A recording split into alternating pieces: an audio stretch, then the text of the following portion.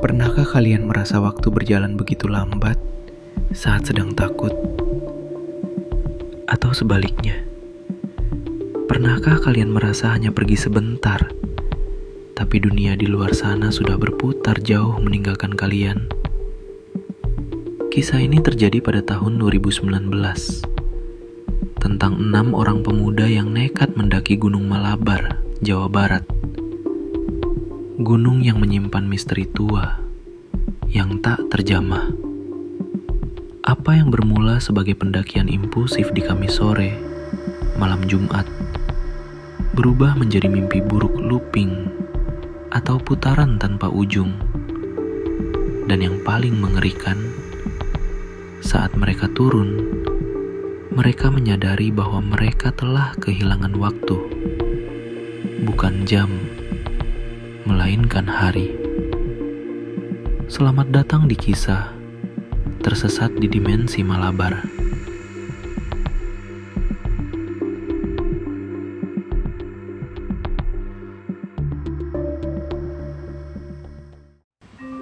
Semuanya dimulai dari keputusan mendadak.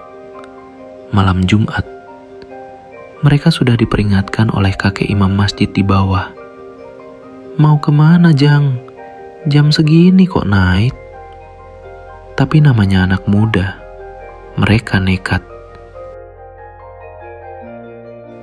Pendakian dimulai pukul 6:30 malam. Hutan Malabar bukan hutan wisata yang ramah. Jalurnya rapat, tertutup, dan lembab. Sejak langkah pertama masuk ke batas hutan, keanehan sudah menyambut. Suara anjing kampung menggonggong tak henti-henti, seolah mengusir atau memperingatkan mereka.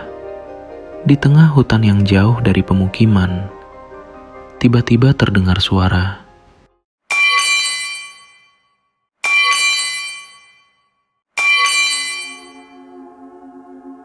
Seperti tiang listrik yang dipukul batu. Iramanya konstan, padahal tidak ada tiang listrik di sana. Suara itu terus mengikuti mereka, kadang dekat, kadang menjauh.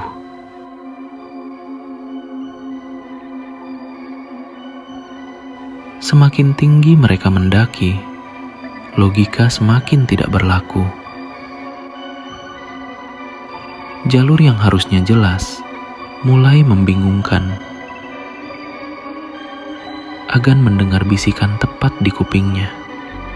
Minta rokok. Tak lama, suara wanita terdengar menangis dan meminta tolong dari kejauhan. Tapi horor yang sebenarnya baru dimulai ketika mereka menyadari satu hal. Mereka tidak berpindah tempat. Mereka berjalan, menembus terowongan akar pohon, melewati rumpun bambu kuning yang anehnya tumbuh di ketinggian itu. Mereka terus berjalan selama berjam-jam. Lelah, Agan yang frustrasi sempat mematahkan sebuah ranting kayu dan menancapkannya di tanah. Mereka lanjut berjalan lagi. 1 jam, 2 jam, dan tiba-tiba langkahnya terhenti. Di depannya tertancap ranting kayu yang patah. Ranting yang sama yang ia patahkan dan tancapkan berjam-jam lalu. Mereka kembali ke titik yang sama. Mereka diputar-putar. Mental mereka hancur. Jam sudah menunjukkan dini hari. Tak ada lagi ego. Mereka duduk, pasrah, dan mulai berdoa. Mereka memohon petunjuk. Ajaibnya, sesaat setelah mereka pasrah, pandangan mereka seperti dibuka. Jalur setapak yang tadi tertutup semak belukar, tiba-tiba terlihat jelas. Ternyata jalurnya ada di situ sejak tadi. Mereka melangkah maju. Akhirnya, mereka sampai di sebuah area datar yang mereka anggap sebagai puncak. Bukan pemandangan indah, hanya area gelap di tengah hutan lumut yang basah. Mereka mendirikan tenda darurat, tidur berhimpitan. Malam itu terasa sangat panjang, namun sekaligus sangat singkat.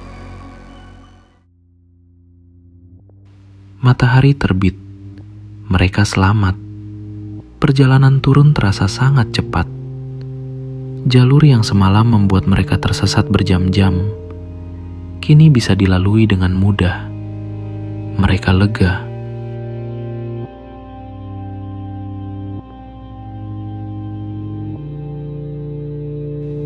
Mereka sampai di sebuah warung milik warga lokal. Disinilah teror sesungguhnya terungkap.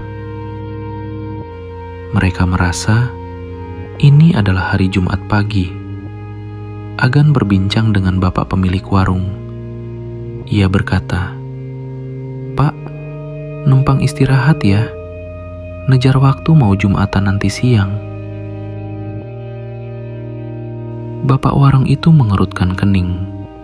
Wajahnya bingung. Dia menatap Agan dengan tatapan aneh. "Jumatan? Jang, ini hari Minggu. Bagaimana mungkin satu malam di atas sana sama dengan 3 hari di dunia nyata? Kemana hilangnya 2 hari itu?" Mereka telah melompati Jumat dan Sabtu. Mereka diputar-putar, dan waktu mereka dicuri. Mereka pulang dengan selamat fisik, namun mental mereka terguncang. Beberapa dari mereka sakit berhari-hari. Bahkan ada yang trauma mendaki gunung untuk waktu yang lama. Saat mereka merasa berjalan berjam-jam menembus terowongan akar dan bambu kuning, mereka mungkin tidak berada di Malabar yang kita kenal. Mereka melangkah masuk ke dimensi lain, di mana waktu tidak berlaku sama.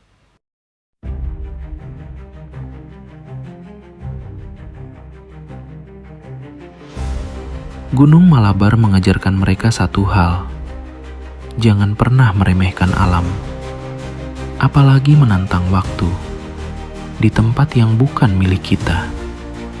Demikian kisah pendakian di Gunung Malabar. Mohon maaf jika dalam penulisan cerita ini ada yang berbeda dengan kisah aslinya. Silakan tulis di kolom komentar. Sampai jumpa di kisah-kisah selanjutnya. Jejak Setapak.